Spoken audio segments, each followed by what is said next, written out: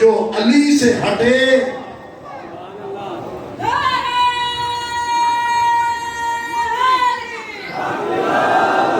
یعنی ہیں تو سارے سوار مولا علی کے، نجف اشرف میں مولا علی کا مزار مقدس ہے نا، مولا علی کی زواری پہ آئے بیٹھے ہوں، سیستانی کو ملنے آ جائیں، ادھر ان کی توجہ ادھر ہو جائے، نہیں جو علی کے مہمان ہیں ان کی توجہ علی کی بارگاہ میں رہنی چاہیے۔ میں زائروں کی توجہ بانٹنے کے لیے تیار نہیں ہوں تو آمادہ رہے احباب ایمانی۔ میں عرض کر رہا تھا کل آیت ولایت پہ بات ہوئی تھی، اور میں عرض کر رہا تھا اللہ نے تیسرے ولی کا نام اس لیے بھی نہیں لیا کہ علی کے شیعوں کو پیغام مل سکے، عظمتیں ان کو ملتی ہیں جن کے کردار بلند ہوتے ہیں۔ تھکے تو نہیں بیٹھے آپ؟ لیکن میرے اللہ آخر کیسے پتہ چلے کہ یہ آیت علی کے حق میں ہے؟ بہت ساری بحث کل ہو چکی، آج تھوڑا سا بات کو آگے بڑھاتے ہیں جتنا وقت رہ گیا ہے۔ کیسے پتہ چلے کہ یہ آیت علی کے بارے میں ہی ہے؟ تو میرے بھائیو، اللہ نے جو قرآن نازل کیا اکیلا نازل نہیں کیا، ورنہ اگر اکیلا نازل کرتا تو اکیلا قرآن کافی ہوتا۔ اللہ نے کتاب اکیلی نہیں بھیجی۔ آپ کسی ایسے کالج سے واقف ہیں، کوئی ایسا سکول اور یونیورسٹی جانتے ہیں جہاں صرف کتابیں ہوں، پڑھانے والا کوئی نہ ہو؟ نہیں، ہمیشہ اگر کتاب ہے تو کوئی معلم کتاب بھی ہے۔ اگر اللہ کا قرآن آیا ہے تو معلم قرآن بھی ساتھ آیا ہے۔ قد جاءکم من اللہ نور وکتاب مبین، تم تک آیا ہے ایک نور جو نور اول ہے۔ بات سمجھ آ رہی ہے جو میرا موضوع ہے؟ نور اول، ایک نور آیا ہے اور کتاب مبین بھی آئی ہے۔ تو میرے بھائیوں، کتاب اکیلی کافی نہیں ہے۔ اس انداز سے اللہ نے قرآن بھیجا۔ قرآن حکم لگاتا جاتا ہے، نبی تفصیل بتاتا جاتا ہے۔ گل سمجھ آنے بھائی ہے؟ قرآن حکم لگاتا ہے، قرآن موضوع بیان کرتا ہے، نبی تفصیل بتاتا ہے۔ قرآن حکم دیتا ہے اقیم الصلاۃ، ایمان والو نماز قائم کرو۔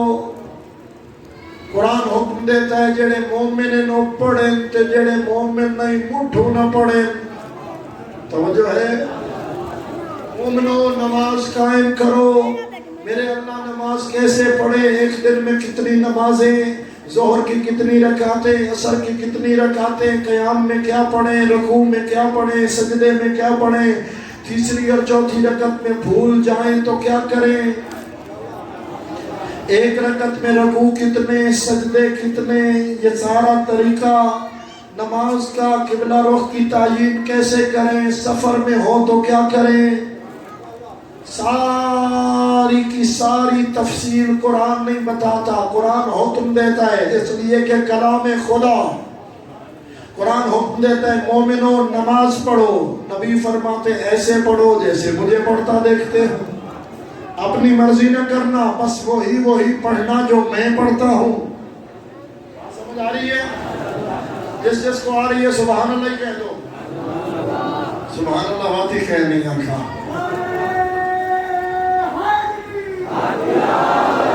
تو ایسے پڑھو جیسے نبی پڑھتے ہیں۔ نبی نے طریقہ بتلایا، نبی نے پوری نماز سمجھائی، پڑھائی، سکھائی۔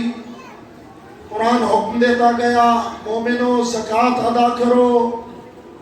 یا رسول اللہ گندم میں کیسی زکوٰۃ؟ توجہ، جو، کشمش اور کتنی اجناس میں زکوٰۃ؟ زکوٰۃ 9 چیزوں پہ واجب۔ یا رسول اللہ آپ بتائیں گے کہ زکوٰۃ واجب کب ہوتی ہے؟ کڑک ہوئے کتنی تا زکوٰۃ دیونی ہے؟ نہری پانی ہو تو زکوٰۃ کتنی؟ بارش کا پانی ہو تو زکوٰۃ کتنی؟ ٹیوب ویل کا پانی ہو تو زکوٰۃ کتنی؟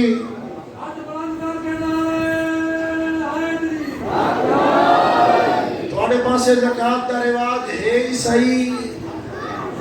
ہاں ماشاءاللہ۔ اس لیے کہ ہم خمس و زکوٰۃ کے پابند ہو جائیں، ہمارے معاشرے میں مانگنے والے ہاتھ نہ رہیں، دینے والے ہو جائیں۔ فرماتے ہیں اگر دیکھو نا کسی مستحق کو، کسی مجبور غریب مضطر کو دیکھو، تو سمجھ جاؤ ضرور کسی نے اس کا حق مانگا ہے. اللہ لہذا ایسے نہ ہو کسی کا حق ہم مارے بیٹھے ہیں. جو ہم پہ خمس واجب بنتا ہے، زکوٰۃ واجب بنتی ہے، ادا کرنا چاہیے، فریضہ ہے.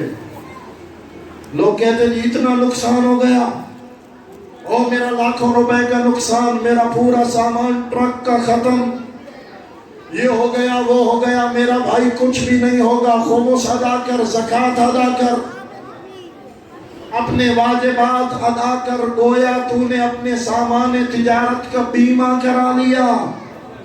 چھٹے لال ولایت ضمانت دیتے ہیں جو اپنے واجبات ادا کرے گا حمزہ میں نئے نقصان نہیں اٹھائے گا. کراچی کا ایک بہت بڑا تاجر، گھبرائے تو نہیں وہ بیٹھے، میں فقط ڈسیندہ بیٹھا تو اڈے کول کھندہ نہیں میں. میں آپ کو آپ کے فریضے کی جانب متوجہ کر رہا ہوں. میں فقط آپ سے جو مانگتا ہوں، کبھی کبھی علی کے نام کا نعرہ مانگتا ہوں، مل کے حیدری، اور وہ بھی اس لیے کہ آپ جاگتے ہوئے پیغام سنیں.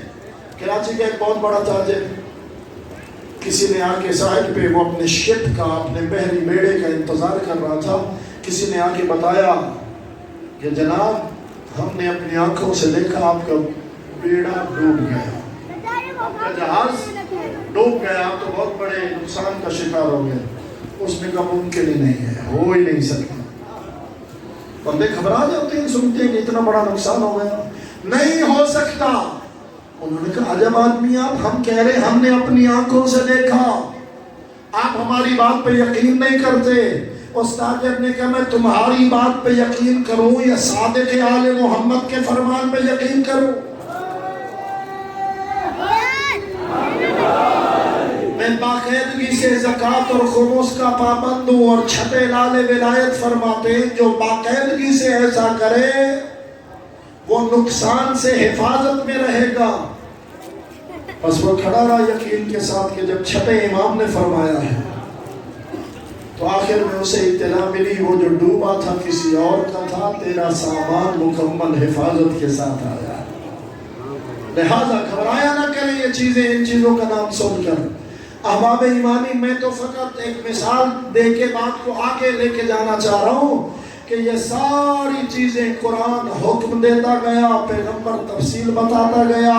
قرآن نے آیت ولایت میں بھی حکم لگایا، اللہ کا اللہ ولی، اللہ کا رسول ولی، اور تیسرے وہ لوگ ولی، یعنی اللہ نے نشانیاں بتائیں.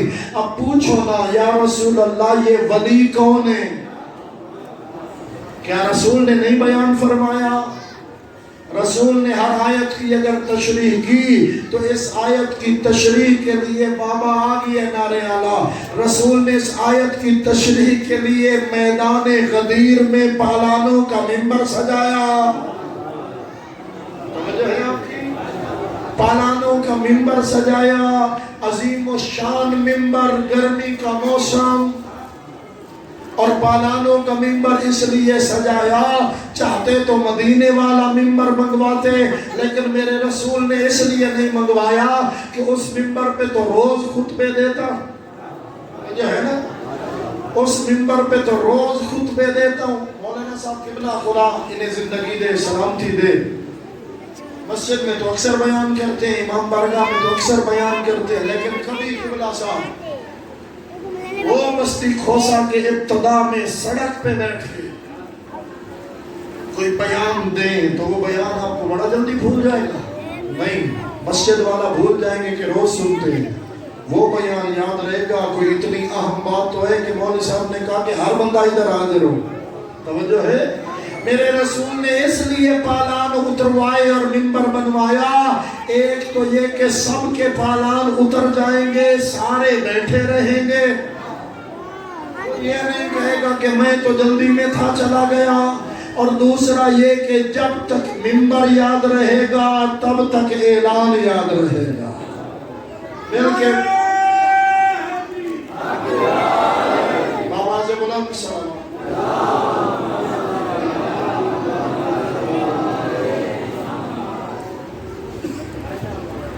جب تک منبر یاد تب تک اعلان یاد. اور میرے نبی نے پالانوں کا عظیم الشان ممبر بنوایا، مقام غدیر پہ پہنچے، جبرائیل امین اترے، یا ایھا الرسول بلغ ما انزل الیک من ربک، پہنچا دیجئے وہ پیغام جو آپ پر آپ کے رب کی جانب سے نازل کیا گیا، اور اگر آپ نے یہ پیغام نہ پہنچایا فما بلغت رسالت، آپ نے رسالت کا کوئی کام نہیں کیا۔ رسول ہو ہی نہیں سکتا ایسا کہ اللہ کوئی کام ذمہ لگائے اور رسول نہ کرے۔ اللہ رسول کی امت کو سمجھانا چاہ رہے کہ تم نے رسول کا ہر حکم مانا اور فقط یہ حکم نہ مانا تو تم نے رسول کا کوئی حکم نہ مانا۔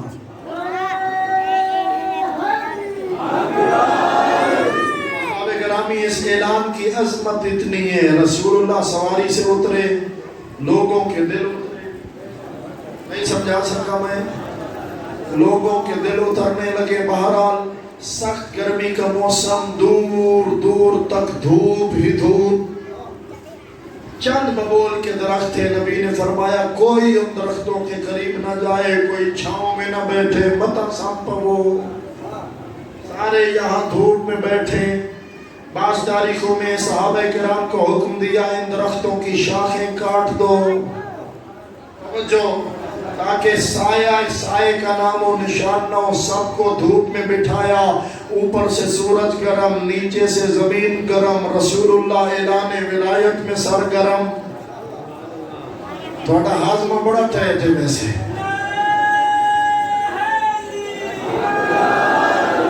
گرمی اتنی تھی، روایات کہتی ہیں صحابہ کرام نے عبائیں اپنے پاؤں کے گرد لپیٹی ہوئی تھی تاکہ پاؤں گرمی کی وجہ سے، دھوپ کی وجہ سے، گرم ریت کی وجہ سے جل نہ جائیں۔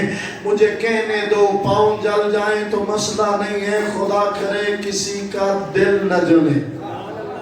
احباب گرامی قدر بن گیا عظیم الشان ممبر، وقت تھوڑا ہے، اتنا عرض کرتا ہوں، رسول عظیم الشان ممبر پہ جلوہ افروز ہوئے، عظیم الشان خطبہ دیا، فرمایا میں جانے والا ہوں، خدا کا پیغام آنے والا ہے، مجھے لبیک کہنا ہوگا، میں چلا جاؤں گا، تم میرے بعد ثقلین سے کیا سلوک کرو گے؟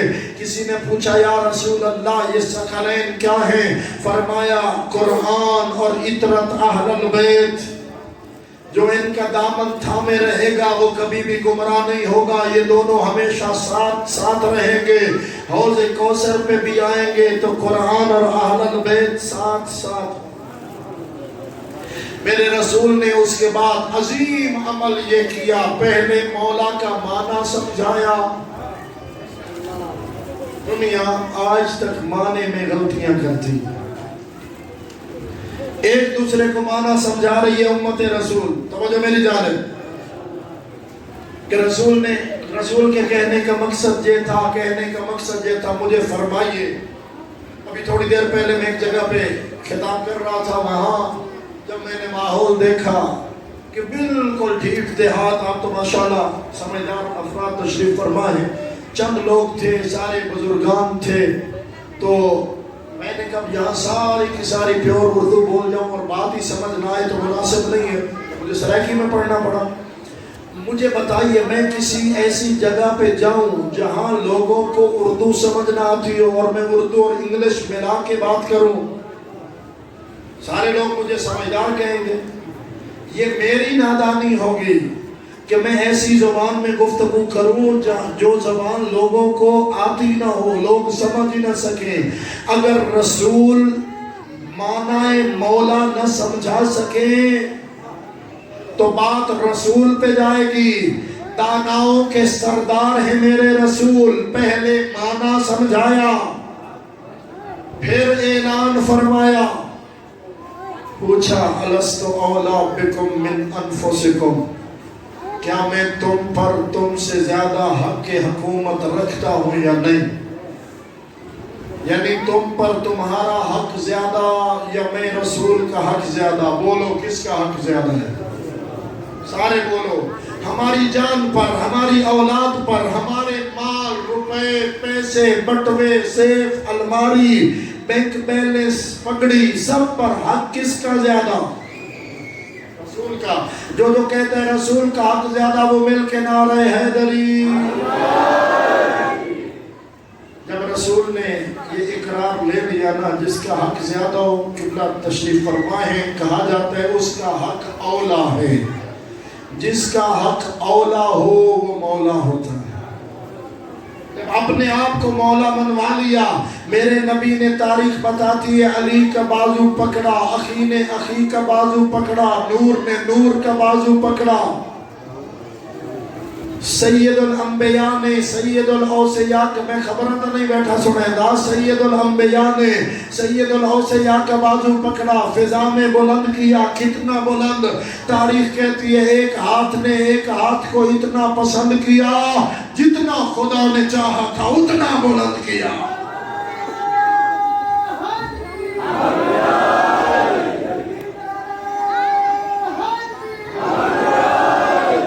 اللہ اکبر، بہت بلند کیا علی کا بازو پکڑ کے۔ تاریخ بتاتی اس طرح بلند کیا کہ نبی چھپنے لگے، علی ظاہر ہونے لگے۔ اور میرے نبی نے پریکٹیکل کر کے بتا دیا، جب آفتاب نبوت تمہاری نگاہوں سے پوشیدہ ہوگا تو آفتاب ولایت طلوع کرے گا۔ توجہ ہے؟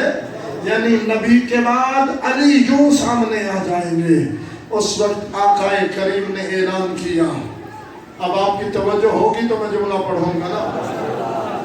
رہے تھے غدیر میں کچھ بد نصیب ہاتھ، مولا کا ہاتھ دیکھ کے مولا کے ہاتھ میں۔ اللہ اکبر، فرمایا اللہ مولا یا جاگنا، اللہ میرا مولا، وَأَنَا مَوْلَى الْمُؤْمِنِينَ، میں مومنین کا مولا، فَمَنْ كُنْتُ مَوْلَى فَهَذَا عَلِيٌّ الْمَوْلَى، جس کا میں مولا اس کا، آخری بندہ بولے اس کا زبان کے ساتھ دل بولا، زبان کے ساتھ دل بولا، علی مولا، علی مولا۔ اللہ اکبر، میرے نبی نے عظیم الشان اعلان کیا۔ وقت رہا تو اس پہ مزید چیزیں کچھ کل عرض کریں گے۔ جس کا میں مولا اس کا نبی مولا، یہ اعلان ولایت ہے جو اللہ کے رسول نے کیا ہے۔ اور پھر دعا فرمائی، اللہم والی من والا، میرے اللہ تو اس سے محبت کر جو علی سے محبت کرے، وعاد من آدھا، تو اس کا دشمن ہو جا جو علی کا دشمن ہو جائے۔ یہ کسی خطیب اور ذاکر کے لفظ نہیں، رسول اسلام کا فرمان اور دعا۔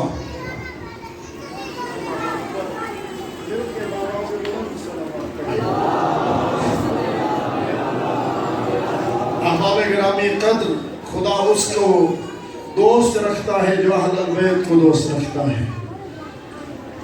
زندگی باقی تو کل انشاءاللہ مزید بات کو آگے بڑھائیں گے۔ آج اتنا عرض کرتا ہوں، اگر امت اس اعلان کو یاد رکھتی کربلا واقع نہ ہوتی۔ آج 6 محرم ہے، 7 کی شب آنے والی ہے۔ زندگی بخیر، کل آپ بھی وقت سے تشریف لائیں گے۔ مولا عباس کے مصائب کل پڑھے جائیں گے۔ عزاداروں، آج حکم ہے، آج اس شہزادے کے مصائب پڑھنے ہیں جس شہزادے کا بابا اس وقت زہر سے مارا گیا تھا جب شہزادہ 1.5 سال کا تھا۔ اجرکم اللہ، شب عاشور جب مولا نے چراغ بجھا دیے کہ جو جانا چاہے چلا جائے، کوئی نہ گیا۔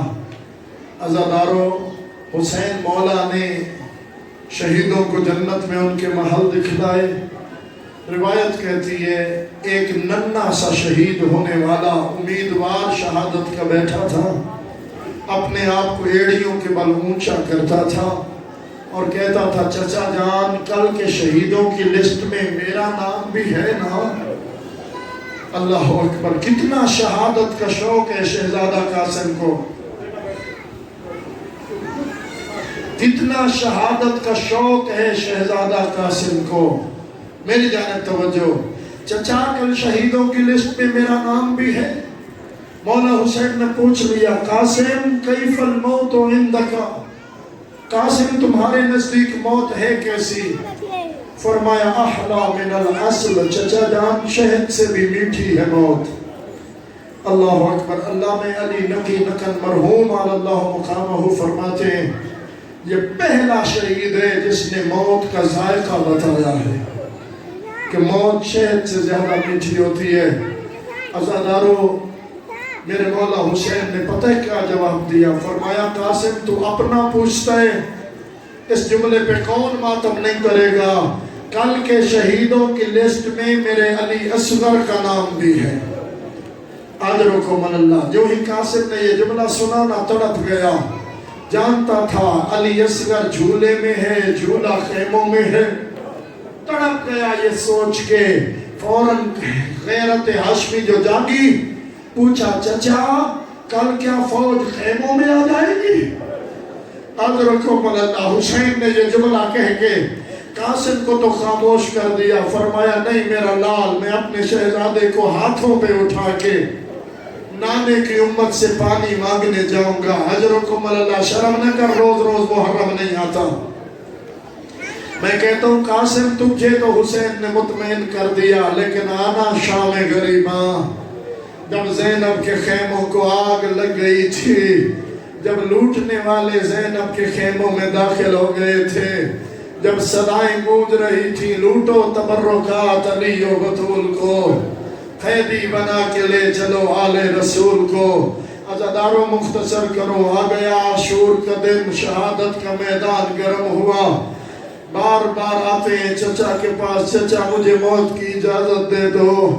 فرماتے ہیں نا میرا لال، تو تو میرے مسموم بھائی کی نشانی ہے، تجھے اتنی جلدی اجازت کیسے دے دوں؟ عزادارو روایات مختلف ہوتی ہیں، میں جلدی کر رہا ہوں، سارے اختلافات سے بچتے ہوئے آگے بڑھ رہا ہوں۔ آخر میں جب قاسم نے بہت اصرار کیا نا، میرے مولا نے فرمایا تمشی برجلیک الی الموت، قاسم اپنے پاؤں سے چل کے موت کی جانب جاتے ہو؟ فرمایا کیف لا امشی، چچا جان کیسے نہ چل کے جاؤں، جبکہ میں آپ کو دیکھ رہا ہوں آپ دشمنوں میں یکا و تنہا رہ گئے ہیں، چچا میں اپنی جان آپ پہ قربان کرنا چاہتا ہوں۔ اجرکم اللہ۔ جی عزادار محترم، میں آپ پہ اپنی جان قربان کرنا چاہتا ہوں۔ عزادارو اب چچا نے بھتیجے کے گلے میں، بھتیجے نے چچا کے گلے میں باہیں ڈالی۔ روایت کہتی ہے اتنا روئے چچا بھتیجا کہ دونوں پہ غشی تاری ہو گئی۔ اگر کسی پہ غشی تاری ہو جائے، کوئی ہمارے گھر میں مثلاً بے ہوش ہو جائے، اس کو ہوش میں لانے کے لیے ہم کیا کرتے ہیں؟ پانی چھڑکتے ہیں نا۔ زینب کے پاس پانی نہیں تھا، عزاداروں سرہانے بیٹھ کے روتی رہی علی کی بیٹی، جاگے اور قاسم کو تیار کرنا شروع کیا میرے مولا حسین نے۔ اجرکم اللہ۔ کوئی بندہ غفلت نہ کرے، ایسے نہ مولا حسن ناراض ہو جائیں، اکبر کو رونے والا تو میرے شہزادے کا ماتم کیوں نہیں کرتا تھا؟ اجرکم اللہ۔ میری ماں کے رونے کی آواز آ رہی ہے۔ جی سلامت رہو عزادارو۔ میرے مولا نے قاسم کو تیار کرنا شروع کیا، ایسا امامہ باندھا جس کے دونوں سرے خالی چھوڑ دیے، گویا کہہ رہے تھے قاسم میں تجھے تحت الحنک باندھ رہا ہوں۔ عزاداروں میرے مولا نے قاسم کو کرتا پہنایا، گریبان چاک کر دیا۔ پوچھو علماء سے، چاک گریبان میدان جنگ میں یتیموں کی نشان، ہو سکتا ہے کوئی یتیم سمجھ کے تھوڑا رحم کرے۔ عزاداروں قد اتنا چھوٹا تھا، یہ جملہ آخر تک یاد رکھنا، قاسم کا قد 13 سال کے جو تھے، قد اتنا چھوٹا تھا، میرے مولا نے اٹھا کے زین میں بٹھایا، پاؤں رکابوں تک نہیں پہنچتے تھے۔ عزاداروں حسن کی تصویر کو سجا کے مقتل میں روانہ کیا۔ حبیب ابن مسلم راوی ہے، کہتا میں نے دیکھا حسینی خیموں کے افق سے ایک نوخیز جوان چاند کی طرح طلوع کر رہا تھا۔ میں کہتا ہوں جو جوان حبیب کی نگاہ میں چاند جیسا تھا، اللہ جانے ماں کی نگاہ، اللہ جانے ماں اس کو کیا سمجھتی ہوگی۔ قاسم گئے، روایت کہتی ہے 70 بے دینوں کو قتل کیا۔ کمینہ کہنے لگا یہ جوان میرے قریب سے گزرے گا، میں ضرور اس کو قتل کروں گا۔ عزاداروں میں جلدی کر رہا ہوں، ایک جملہ پڑھ کے جاتا ہوں۔ ایک بہت بڑا کمینہ ہے ارزق، بہت بڑا پہلوان، عمر ابن سعد نے کہا تو اس یتیم کے مقابلے میں جا، اس نے کہا میری توہین ہے، وہ بچہ ہے، میں بڑا پہلوان ہوں، اس کے مقابل میں اپنا بیٹا بھیجوں گا۔ ایک بیٹا بھیجا، قاسم نے فنار کیا، دوسرا بیٹا بھیجا، قاسم نے جہنم بھیجا۔ باری باری اس کے 4 بیٹے آئے، میرے شہزادے قاسم نے چاروں کو جہنم بھیجا۔ کمینے کی آنکھوں میں خون اتر آیا، یہ انتقام اور غصے سے بھرپور ہو کے خود میدان میں آیا۔ اب یہ وہ وقت تھا، حسین کی آنکھ، حسین مولا پریشان ہو رہے تھے اور کہہ رہے تھے قاسم کی ماں میں دعا مانگتا ہوں تو آمین کہے، آنے والا بڑا کمینہ ہے، اللہ میرے قاسم کو اس کے مقابلے میں کامیاب کرے۔ جی جوان، اللہ میرے قاسم کو ارزق کے مقابلے میں کامیاب کرے۔ آیا ارزق، قاسم نے وار کیا، ارزق بھی جہنم شفٹ ہوا۔ عزادارو، اس کے بعد عمر ابن سعد نے کہا اسے بچہ نہ سمجھو، یہ عباس و اکبر کا شاگرد ہے، سارا لشکر مل کے حملہ کرو۔ اور میں کیسے جملہ پڑھوں، سارا لشکر قاسم پہ ٹوٹ پڑا۔ ایک تیر کسی کو شہادت کے لیے کافی ہوتا تھا، حسن کے یتیم کو 1 2 3 تیر نہیں، کتاب میرے پاس موجود ہے، قاسم کو 35 تیر لگے۔ غربتا قاسم کو پورے 35 تیر لگے، کمینے کے قریب سے گزرے، اس نے ایسا تلوار کا وار کیا، قاسم کا سر کھل گیا، زین سے زمین پہ آئے، آواز یا عمّا ادرکنی، چچا میری مدد کو آؤ۔ عزادارو، قاسم نے بلایا، مولا عقاب جیسی تیزی سے جلدی سے وہاں پہنچے جہاں قاسم زمین پہ ایڑیاں رگڑ رہا تھا، قریب قاتل کھڑا تھا۔ میرے مولا نے تلوار نکالی۔ علامہ ممتاز الافاضل لکھنؤ والے لکھتے ہیں میرے مولا حسین نے تلوار نکالی، قاسم کے قاتل پہ وار کیا، اس نے اپنا ہاتھ آگے کیا، جناب قاسم کے قاتل کا ہاتھ قلم ہوا، اس نے چیخ ماری، مدد کے لیے فوجوں کو بلایا۔ اب جو آئی فوجیں بھاگنے لگے گھوڑے، قاسم زمین پہ ایڑیاں رگڑ رہا تھا، اور حسن کا یتیم پامال ہو۔ اجرکم اللہ، اجرکم اللہ۔ ہر بندہ سر کا ماتم کرے، اور پرسادو بی بی ام فروہ کو، اور بی بی جسے تو نے میوہ ہو کے پالا۔ ہر بندہ سر پہ ماتم کرے، روز روز محرم نہیں آتا، اب جو گھوڑے دوڑے، قاسم ایڑیاں رگڑ رہا تھا، اور زندہ قاسم پامال ہوا۔ میرے مولا حسین کے بیل بلند ہو، قاسم کی روح پرواز کر گئی، انا للہ و انا الیہ راجعون۔ عزادارو، میرے مولا کے جوڑ سلامت نہیں رہی، ہڈیاں ٹوٹنے لگی، یہی وجہ مولا نے جنازہ اٹھایا، آتے ہوئے جس کا قد چھوٹا تھا، جاتے ہوئے اس کا قد اتنا بڑا تھا، سینہ مولا نے اپنے سینے سے لگایا، قاسم کے پاؤں زمین پہ خط کھینچ رہے تھے، ہائے کوئی تو آؤ مولا کی مدد کرو۔ مولا نے قاسم کا جنازہ اٹھایا، ام فروہ کے بین بلند ہوئے، واہ حسنا، ہائے میرا وارث حسن مجتبی، اور تیری تصویر خاک و خون میں مل۔ اجرکم اللہ۔ مولا حسن کو مرسلو۔ جی جوان، میں حاضر کھڑا